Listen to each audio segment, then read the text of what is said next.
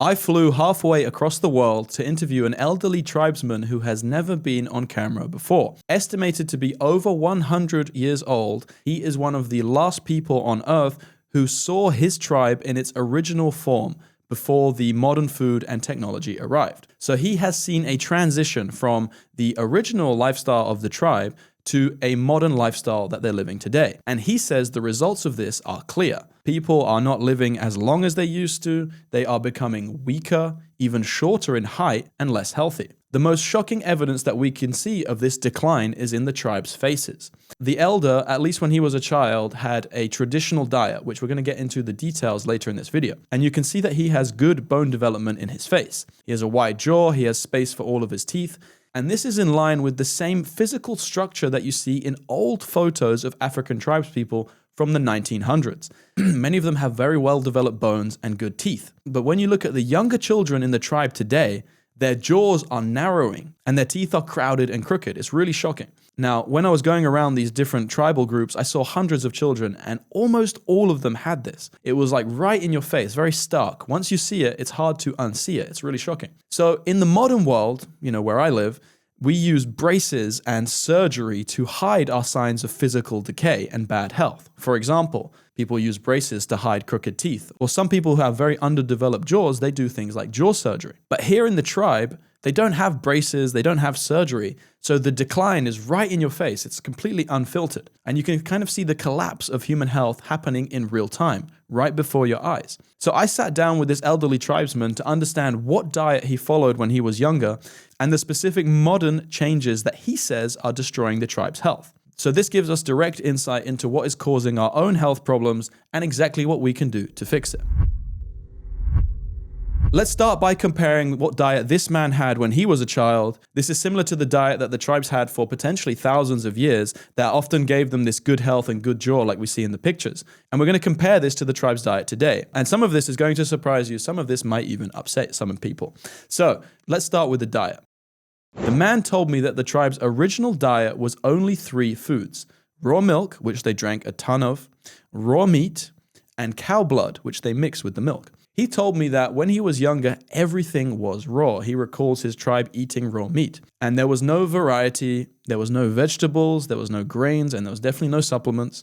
Now, the quantity of milk that they used to have was crazy. He says that they would drink 5 of these containers with milk, and they would drink it very fast. Now, these containers are probably about 3 cups, 25 ounces, maybe 750 milliliters. And the way that he described it is that they could drink tens of these containers in a single day. And that sounds like a lot, but the way that they drink, they really down it very fast. I saw that with my own eyes. Now, the milk that they're having isn't the milk that you're going to find in the grocery store. This is fresh, raw milk, straight from the udder of the cow. It's not processed. It's not even refrigerated, and it's filled with stem cells, growth factors, enzymes, and some of those things are destroyed in the modern processing that we have today. Let this sink in for a moment. This tribe's diet, potentially for thousands of years, has just been primarily 3 foods, and that produced visibly robust people. 3 foods only. Now just compare that to what you're doing, or what the average person does, or what the authorities tell you to do. You can see how far away we've come from that. These days, people walk into a supermarket and there's a million different products. Meanwhile, the tribe was visibly healthy, just having 3 foods.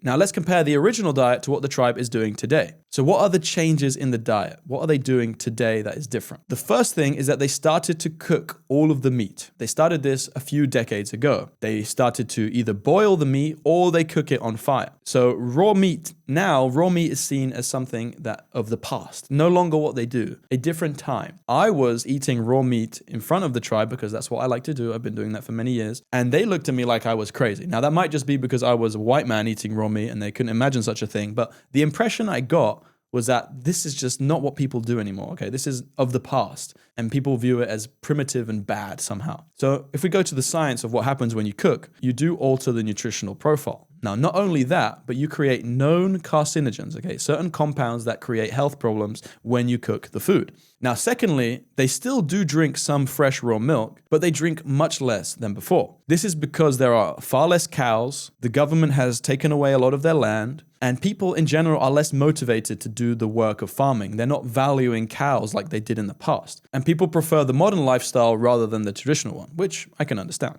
In some cases, they even boil the milk. And this is because they have been educated by the schools, the government schools that they go to, which teach them that their old ways of doing things are wrong, essentially, right? They're saying you do need to fear bacteria. You do need to be afraid of what is natural. Now, there's several other additions to the diet that are relatively new. One of those is corn. Now they eat a lot of this corn every single day. They also eat beans in the diet, and these corn and beans are relatively new things in their diet. Now, in some cases, as the tribes go to the city to get educated, they also have junk foods and candies and things like that, Coca-Cola, whatever it is. But this isn't all that's changed in the diet. And the next point I'm going to talk about is going to trigger potentially a lot of people, and that is salt. People do not want to hear this about salt because now it's trendy to add salt and electrolytes and all of these experts telling you to take electrolytes. But the reality is, and I've interviewed many tribal elders, and they all said the same thing. Adding salt to food is a very new thing in the diets of tribes people. The tribesmen told us that they did not use salt until he was old, so until he was an adult. So that means that potentially for thousands of years, this tribe did not add salt to their food, but suddenly they do now. And it doesn't look like it's really helping them, but it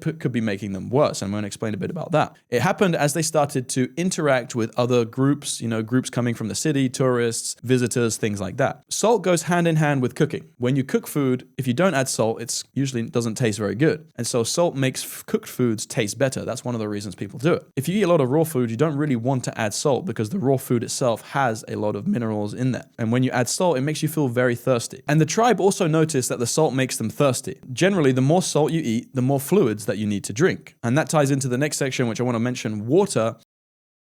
The tribe people told me that they did not used to drink much water. One man recalled his grandmother, who was alive a long time ago, and he claimed that she refused to drink water. That's how they used to be. But when I look at the tribe today, they are drinking quite a lot of water. They seem thirsty all the time, and I think they're dehydrated from the diet, from the salt, from the cooking, and all of the carbohydrates, the dry carbohydrates like the corn flour and that they're adding in. And you can imagine especially if they were having raw food and they were drinking a lot of milk in the past, they would have been very well hydrated. They would never need to or feel the need to even drink any water. And water isn't exactly easy to get. They have to walk very far to get it. So those are the food and the water and the salt changes. But there are several other factors that have shifted. And the last one is the most important. So now let's go into these final points. The first is medicine. In the past, they did not use modern medicine. They did not have a hospital or anything like that.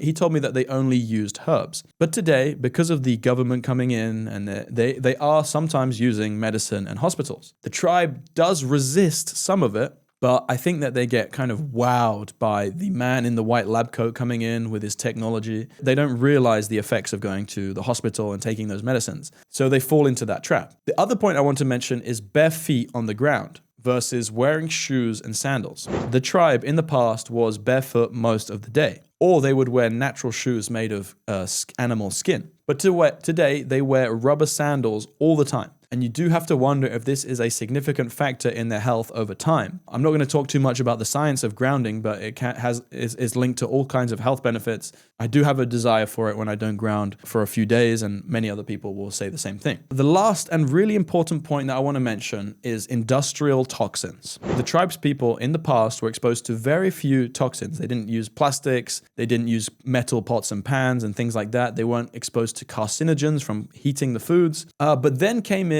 the modern lifestyle. They started to use plastic cups and plastic bottles. People would start to use pesticides in the farming around them. They would use chemicals in some of the processed foods that they're having. And I really want to emphasize the metal pots and pans and how that could be leaching heavy metals into their body. And so over time, this plays a significant role in health. And from my research, it's clear that they will get sicker and sicker and it won't be able to sustain what they're doing, partly because of these toxins and everything else that we've talked about. You see, you and me watching this video in the modern world, we have been exposed to far more toxins in the tribe ever since we were babies.